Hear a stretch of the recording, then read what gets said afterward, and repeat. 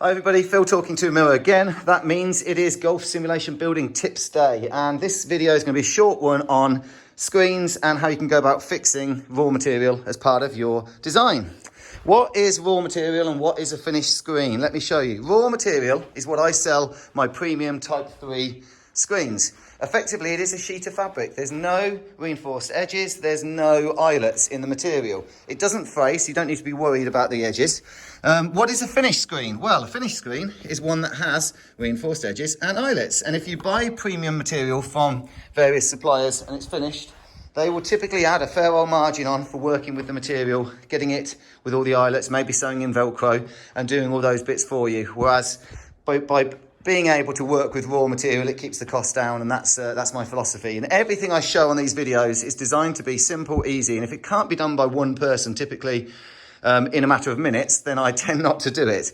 That's my approach, making it as simple, easy, and cost-effective as possible. So you're getting some raw material, and you're asking, well, how am I going to actually fix it?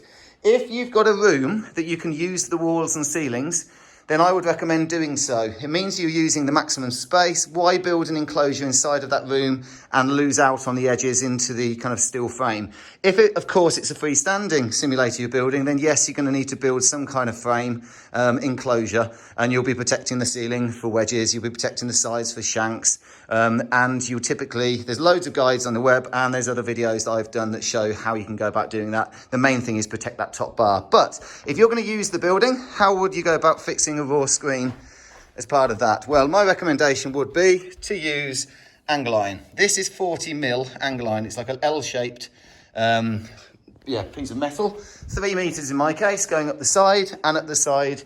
And if I did this again, I would actually use the ceiling, put slotted angle iron across there as well, and I would then change my 4K projector to a 16:10 projector and gain that height. If anyone wants to give me one, I'll rebuild the whole sim for them.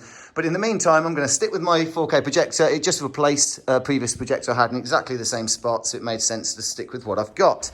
How do you go about fixing the material? Once you put your slotted angle iron all up the side, so it's got all the holes that you can use, how do you go about fixing the screen to it? Well, you use tarp clips. These things that grip the fabric, you tighten them, and then you can use the eyelet to go through and fix to the slotted angle iron. Let me show you some tarp clips. They're not all the same. The ones I recommend are ROV top. They're quite chunky, and ROV-TOP, about £1 a clip on Amazon, and they're nice and sturdy, quick and easy to loosen or to tighten up, and for someone that changes screens, mucks about with them all the time, really handy. These ones are a little bit smaller profile, so you open them up, you grip the fabric in, and then you pull them, and obviously you can use that eye bit there to then fix to the slotted angle iron again as before. And it's a little bit smaller and lower profile, so you kind of have less fixings at the side. And then you get these smaller ones. These are a bit more fiddly and certainly harder to undo once you've got them on, but you can get the fabric in there like so. You don't have to kind of push them in, and then you can put the bungee cord through and attach it, and it's far lower profile. So again, if you're limited on width, you might be considering using the smaller ones. If you've got space, use ROV top. Or you could, of course, if you happen to then have eyelets, it's a finished screen, you might just want to cable tie it. But generally, bungee cord means it allows a little bit of slack, a little bit of flex. But what you do end up is a little bit of mess at the side, like that, which if you weren't covering up, you're thinking, okay, I fixed it, but now I've got this slightly unsightly area. Now, if you're using low profile ones, so effectively that edge is going to be a bit more in, I mean, I'll go back so you can get a bit of perspective on the size, then effectively I would recommend you just bring your side padding, whatever protection you use, if you're going to pad the sides, just bring it in a little bit, and that means it can kind of cover up and butt up to the inside of the screen. But this is the simplest and quickest, easy way of doing things. This is exhibition carpet. It was about £20 for that piece. 3 meters by 1.5, or it's 2 meters, and I've cut it, as you can see. Same thing on that side, and effectively a few staples, which I could cover up or do it neater, or maybe get anthracite, or maybe get a thicker carpet that the staples will disappear into. This was just to test it. Position it so you can staple it to your wall, which in my case is a mixture of plywood and plasterboard, and just have a little bit of excess that is going to fold, and it just folds forward. And effectively, you've got a neatly framed, covering up any of the fixings. Obviously, where you position those staples allows you to bring it in or move it out.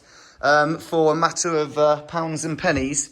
And it's completely neatened up the whole kind of area I've got. And I'm actually just tucking any excess from my ceiling protection behind the carpet now on the side. And as I say, I would have done slotted angle iron along the top, and then you'd have had a really neat finish all round. You could, of course, put padding behind the carpet if necessary, yoga mat, foam, whatever it might be, or just get a slightly deeper pile carpet and it would do the job. Just be careful, it's not the type that are going to drop fluff out when you finish.